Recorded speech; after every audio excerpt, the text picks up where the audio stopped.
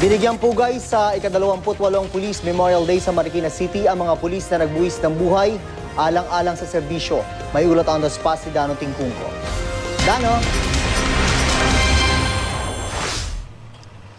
June, 118 mga namayapang Police Marikina ang binigyang pugay sa ika-28 Police Memorial Day ng lungsod.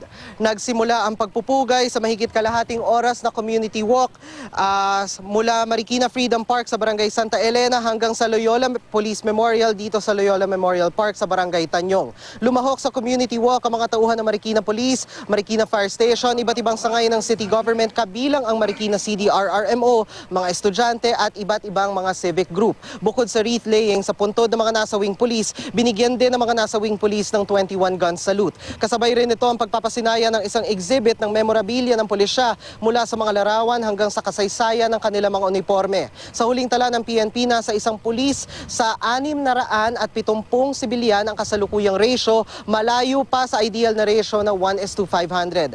Hinamon din ng City Government ng Marikina mga pulis na sa kabila ng maraming tukso pag-ibayuhin ang pagtupad sa kanilang tungkulin ng masinop, epektibo at may integridad. Malaking bagay man daw ang mga force multiplier na pinaiiral ngayon ng pulisya kung magiging mapagmatsyag daw ang lahat sa tulong ng teknolohiya, halimbawa ng CCTV at ng social media, malaki raw ang maitutulong nito sa pagsugpo at paglutas ng anumang krimen. At June, kanina bago mag-alas 11 natapos ang programa dito, bagamat nananatiling bukas sa publiko ang memorial at exhibit dito sa Loyola Memorial Park sa lungsod pa rin ng Marikina. June? Maraming salamat, Dano Tingkungko.